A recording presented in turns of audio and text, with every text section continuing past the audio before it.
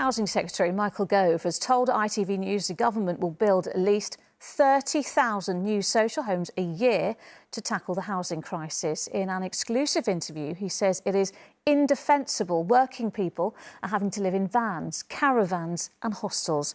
It comes as a new housing bill is expected to become law tomorrow, giving more power to the social housing regulator. It will now be able to issue unlimited fines, order emergency repairs and inspect homes with as little as 48 hours' notice. It will also require social landlords to fix hazards within strict time limits, something known as Awab's Law.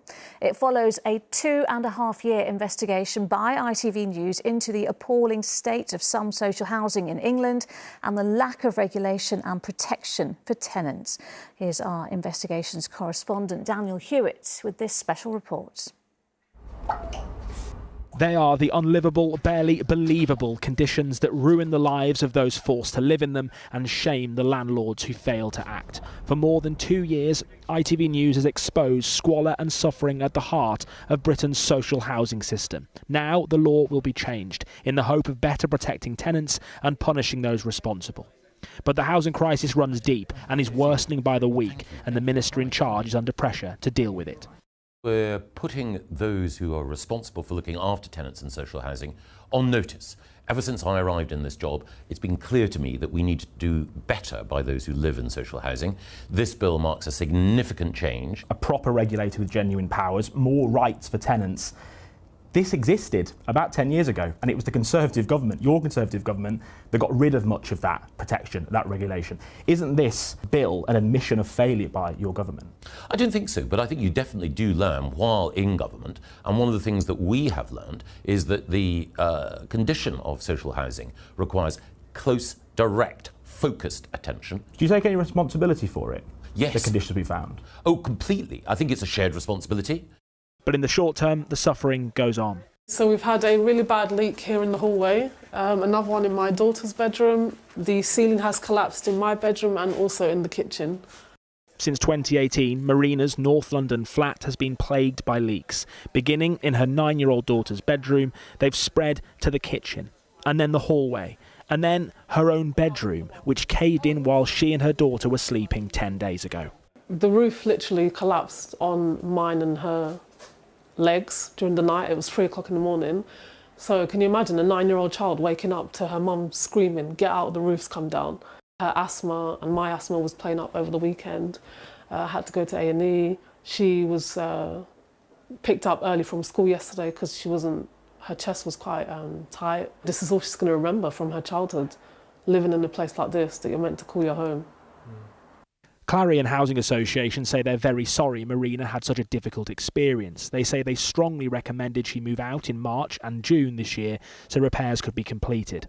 Marina declined, hoping the repairs could be done while she lived there, but has now agreed to move in the hope of a permanent fix. You're addressing the conditions in social housing. What you haven't done is address the stock. There's just not enough social housing. So why aren't you building enough? Well, we have an £11.5 billion programme, the Affordable Homes programme, and within that programme I have specifically insisted that we renegotiate it and that we have more money being spent explicitly on homes for social rent. Why should we believe you? Your record on building social homes is absolutely appalling. Last year, 7,500 social homes were built in England, yet you sold off nearly 25,000 under right to buy and demolished 3,000. So not only are we not building social homes, we're actually losing 20,000 a year. Well, overall, we do have to build more homes of every kind, particularly social homes. You're absolutely right. So give us a number then. It's 7,500. That was the latest figure. What would you like to see that be? I'd like to see it increase significantly. I'd like to see 30,000 new social homes being built at least every year. Shelter say 90,000 is needed a year. Well, I think we need to, as you quite rightly say, step up. We have working people right now living in caravans, yes, in vans, hostels, working people. How has that happened in a civilised society? Well, across the Western world, we have a housing crisis. So whether it's in the Republic of Ireland, the United Kingdom, France, Germany, the Netherlands. That's cold comfort for anyone listening to this interview, Mr. Gove. All of us face the same problems. And of course, it's unconscionable. It's indefensible to have people who are working, living in the conditions that you and others... So why are they? Why are they? Why are Lisa and Lee in Colchester working full-time and living in a caravan? Why is Nicole in West London working full-time as a personal assistant and then every night going to try and find a hostel to live in? Why is that happening? Well, each individual case will have unique circumstances, but broadly, one of the challenges that we face is just making sure that we have more homes of every kind.